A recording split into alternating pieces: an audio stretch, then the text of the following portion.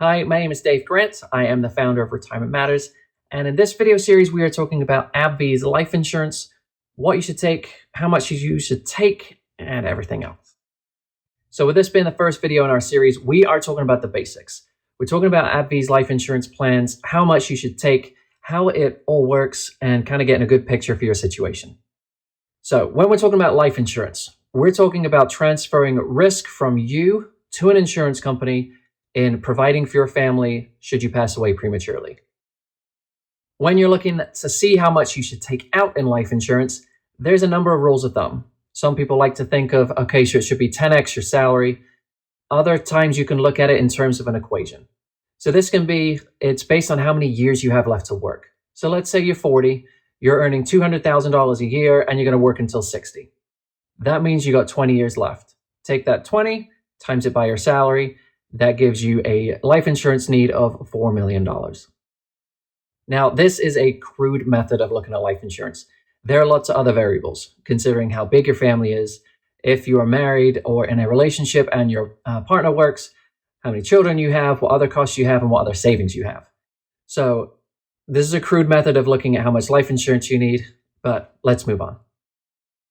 So when you start to work at AbbVie, from day one, you get given a life insurance benefit. It's part of the group term plan, and it is just given to you as a benefit. The amount is 200% of your salary. So for example, if you're earning $100,000, your life insurance benefit is going to be $200,000. The minimum benefit you can get is $30,000 per year. And again, this is just a benefit that's given to you as a perk of working for the company. Now, if you are looking to get additional life insurance over and above this basic group term, AbbVie does offer supplemental plans that you can purchase and add on top of that group plan that you have. They're called the supplemental life insurance plans, and you can buy them in increments going up to a very large number. Let's look at some of the numbers as it relates to this life insurance program. So when you're looking at the supplemental plan, like I mentioned, it's not free. You do have to pay for the premiums. Those premiums are based on how much life insurance you take, your age, and some health factors related to yourself. Now, you can elect in a number of different bands. So that is from 100 times your salary up to 700 times your salary, and it goes in multiples of 100. Now, when you're looking at this benefit, your group and supplemental plans, you can only get up to $7 million in coverage. I say only, I don't know why I said that. That's a really large amount of life insurance. Now, the nice thing is, as your salary increases, so does the basic coverage and so does the supplemental coverage as well. So let's use an example. If you're earning $200,000, your group benefit, which is 200% of your salary, is going to be $400,000. If you then elect to add $500,000 on top of that in the group supplemental plan, now your total coverage is going to be $900,000. Now, one of the differences between the group and the supplemental plan, it's what's called medical underwriting. The group plan is just given to you. It's given to every single employee of the company. Now, if you're electing to do a supplemental plan, you will have to go through medical underwriting, which means that the insurance company that AbbVie is using, they're going to want to assess your health and your age, and this is going to determine the premiums that you are going to pay based on how much coverage you would like to take out.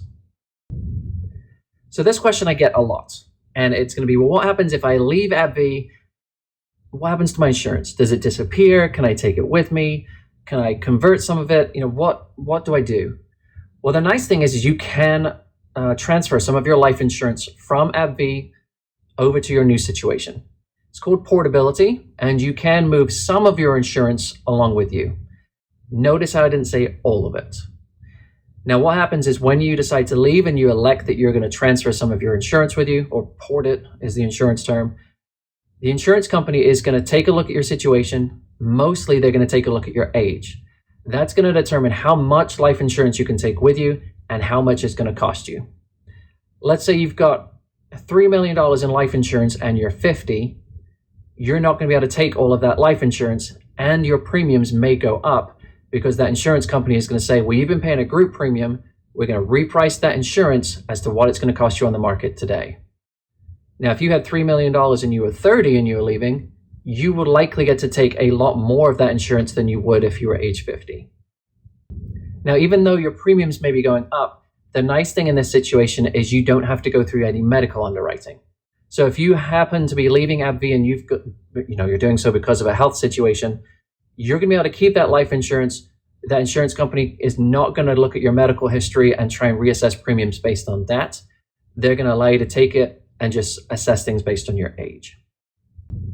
When you're looking to take out this life insurance, whether it's a supplemental or whether you're looking at your group policy, you do want to be careful about your beneficiaries. So this is a tack-on thing at the end of it. You want to make sure that the beneficiaries are appropriate in your situation. For most people, if they're in a relationship, they're leaving it to their partner, and then after that, they're leaving it to their children if they have some, or if they're not, they're just leaving it to other relatives. The wrinkle comes in is if you have a blended family, you want to make sure you have an intentional design here to make sure that you are leaving it to people who you want it to be left to, and it doesn't go in directions that you don't want it to go to. Another wrinkle is going to be if you have a very large amount of life insurance. So let's say you've got $5 million in life insurance, that could be triggering some situations that you do not want to happen in terms of what happens when you die. So you want to sit down with a financial advisor and an estate planner and make sure that this is deliberately designed and making sure everything happens in the most efficient way possible. So what insurance should you get? Well, if you are young, all of it's going to seem pretty cheap, and that's intentional. You're young, your chances of dying young are pretty slim, so that's why it's looking cheap. However, you want to make sure that you don't purchase the wrong type of life insurance through your benefits, or you don't purchase too much. So when I say the wrong type, you've got basic group life, you've got the supplemental type, but then there's also accidental death and disability. This only pays out should you die from an accident or should you get disabled from an accident. So let's say you take out $1 million in that accidental death and disability. Premiums are pretty small, but if you die from a sickness, it's not paying out. If you die from something that was your fault, it's not paying out. It's only going to pay out if the situation in which you passed away or became permanently disabled and couldn't work was a complete accident and you couldn't have prevented it or you weren't at fault at all. The chances of this paying out statistically are very slim. So this is not an insurance that I would be buying. I would just be buying straight life insurance, and then I'm buying straight disability insurance, which we covered in another video, and making sure that it doesn't matter whose fault it was, it's going to pay out right to you. Now, is AbbVie's life insurance the best deal for you? That's a big question I get asked too. And when we're looking at group policies versus policies in the marketplace, where you can just buy them from an insurance broker, this is something you do want to compare. When you get older inside of a company, your premiums do increase. The way that premiums work in a company is they work through age bands. So you're going to go through for example, a 20 to 30 age band, a 40 to 50, a 50 to 60. As you go through those age bands, your premiums increase. Your premiums could increase over what you're actually paying in the marketplace. So let's say you're 30 starting at AbbVie. If you went and purchased a 30-year level term policy where your premiums don't change throughout your lifetime, that may be slightly more expensive when you start it, but when you get to age 50, it may be cheaper than the group policy that you've been paying for your whole career. So it's definitely something to look out for. So I've thrown a lot of information at you. Let's go through a summary of what you should be doing with AbbVie's life insurance. So if you are covering your loss of income due to death, you should be doing it through the AbbVie life insurance policies in the group plan and the supplemental plan, not through an accidental death and disability policy. For most people, that policy doesn't make sense. You should be comparing the cost and the coverage in AbbVie supplemental life insurance, if you want to take it out, with a private policy to make sure that everything matches your situation and you want to figure out which is the best for you. Don't purchase as much life insurance as you can. Yes, it could be cheap and it could be a good benefit should you pass away, but only purchase what you need in terms of coverage and in terms of what you're wanting to spend per month. You may not even need life insurance. So if you've got a large amount in savings, or if you've recently received an inheritance that means you don't need anything else should you pass away, that should be taken into consideration. So you do need to understand your insurance needs within the whole context of your financial plan, which should be intentionally designed with an advisor. So this video covered all of AbbVie's group and supplemental plans and policies.